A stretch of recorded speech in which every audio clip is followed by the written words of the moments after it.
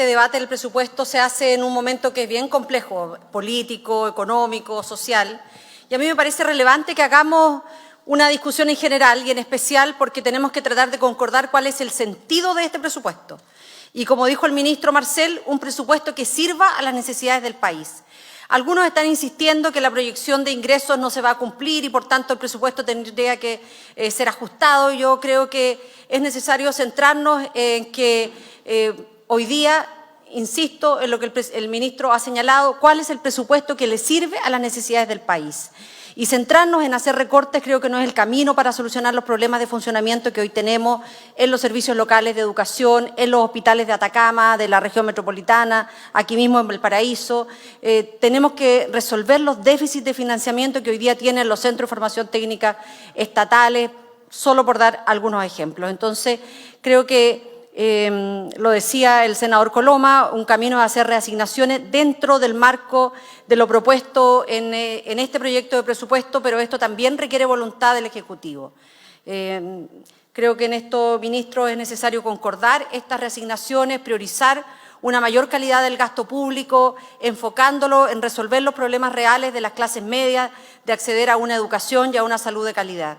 Hace ya más de 10 años que vivimos un estancamiento económico que repercute en lo social, en lo económico y que tenemos que comenzar a revertir. Entonces, yo la verdad quedo bien sorprendida de lo que ha señalado el senador Coloma, en donde con tanta facilidad que se hacen reasignaciones del Tesoro Público para temas que no tienen que ver con resolver una necesidad que es real, el estancamiento económico que repercute en distintas dimensiones. Entonces, esto requiere más inversión pública y más inversión privada y se requiere también invertir en proyectos de desarrollo que sean motores para nuestro crecimiento, vía la innovación productiva, la mayor inversión en ciencia aplicada. Lo hemos venido planteando desde el comienzo de este gobierno, los déficits que tenemos para el desarrollo de los pequeños mineros en nuestro país a partir de la crisis de ENAMI.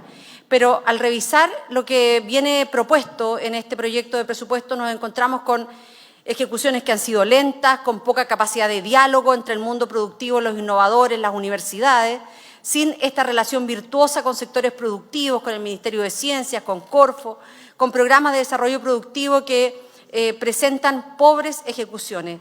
Un dato que no me deja de llamar la atención es que se presentan nuevos programas en este proyecto de presupuesto sin glosas ni foco en la diversificación productiva. Un ejemplo de eso son 13.000 millones para centros de interés nacional.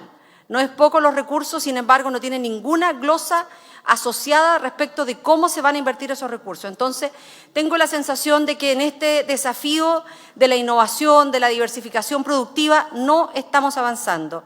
Si queremos mejorar la calidad del gasto en innovación productiva, en ciencia aplicada, se requiere que concordemos la creación de un consejo público-privado prospectivo que oriente esa inversión y que semestralmente esté informando a lo menos a esta comisión mixta.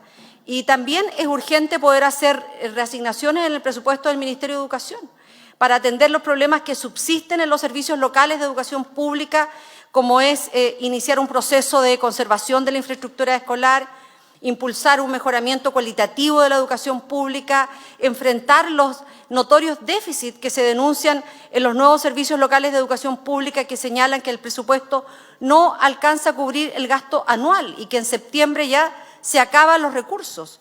La información entregada a la cuarta subcomisión del propio Ejecutivo dice relación en que los recursos de la subvención ni siquiera alcanzan a cubrir las remuneraciones de las y los trabajadores. Y tampoco en este presupuesto hay un plan de recuperación de los liceos emblemáticos, que acordamos el año pasado en un protocolo, presidente, que firmamos con el propio ministro de Hacienda y la subsecretaria de las Express. Acordamos un plan de recuperación de los liceos emblemáticos y no tenemos nada de avance y en este presupuesto no tenemos tampoco ninguna línea respecto de aquello.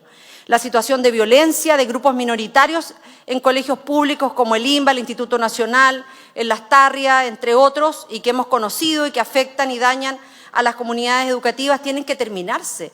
Pero esto no se decreta. Para esto es necesario tener recursos, invertir, generar una línea de trabajo y cuando uno declara que no acepta la violencia de las bombas Molotov, de los ciberbullying contra los profesores, es necesario poder combatir esto con un plan de apoyo y con una intervención y con un presupuesto que financie estas acciones. Transversalmente nos hemos reunido con representantes de los profesores de liceos emblemáticos, encabezados por el propio presidente del Senado. Nos hablaron del abandono que se sienten y nos comprometimos a trabajar en ese plan de apoyo. También escuchamos la justa demanda de las y los asistentes de la educación que han sido traspasados a los servicios locales y que hasta el día de hoy no se cumple la ley de pagarles la bonificación de zona. Ellos son funcionarios públicos y debe concordarse un camino para que se respete este derecho a los 80.000 asistentes de la educación que están y serán traspasados a los servicios locales de educación pública. En la cuarta subcomisión, por unanimidad, se planteó el respaldo a esta petición y que no se respaldaría la aprobación de la partida mientras subsista esta nueva injusticia educativa. La Junta Nacional de Auxilio Escolar y Beca requiere cambios que aseguren que los útiles escolares llegarán en marzo a los colegios, a los estudiantes, y que se acojan los cambios a las bases de licitación que solicitan las trabajadoras de las empresas de alimentación. En educación superior, presidente, escuchamos los reclamos de las universidades del G9, de las universidades estatales, sobre la posibilidad de disponer de los excedentes del Fondo Solidario y de otras materias que creemos Hacienda debiera acoger y aún no emite respuesta. Insistimos en que se debe reestructurar el presupuesto del Ministerio de Educación en función a lo que se planteó en la cuarta subcomisión y que reiteramos en esta sesión. También tiene que resolverse la crisis de financiamiento de los hospitales públicos. Atacama es un ejemplo de ello, en la región metropolitana, acá mismo. Y este grito también es transversal porque los hospitales no pueden funcionar en plenitud atendiendo a los pacientes por esta crisis de financiamiento que ya se ha diagnosticado por largo tiempo y que requiere de medidas concretas. También se requiere garantizar la seguridad de los funcionarios profesionales de los CEFAM. Hemos escuchado a la presidenta del gremio de la atención primaria, que están además localizados en territorios de una alta presencia de bandas de narcotráfico, de crimen organizado, y es una responsabilidad del sistema de seguridad dar las garantías básicas a la gente que trabaja en los CEFAM. Estas peticiones, presidente, nosotros esperamos puedan ser acogidas por el Ministerio de Hacienda, que se generen espacios de diálogo, de conversación política para que se resuelvan estas materias e inquietudes en la comisión mixta y no queden para la sala.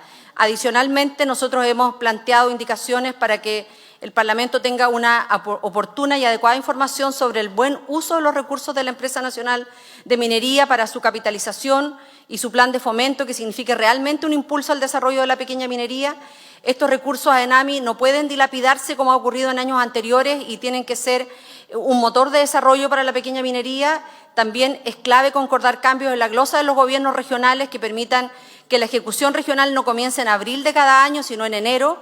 El domingo 24 de noviembre vamos a votar en la segunda vuelta de gobernadores y no tenemos ninguna duda en que deben ser mucho más eficientes en la ejecución del Fondo del Royalty para la innovación y de miles de millones para mejorar la vida en las regiones, pero esto se requiere glosas que aseguren pertinencia en la inversión de regiones, pero se requiere avanzar en los compromisos en materia de descentralización. He dicho, señor presidente. Muchas gracias, senadora Proboste.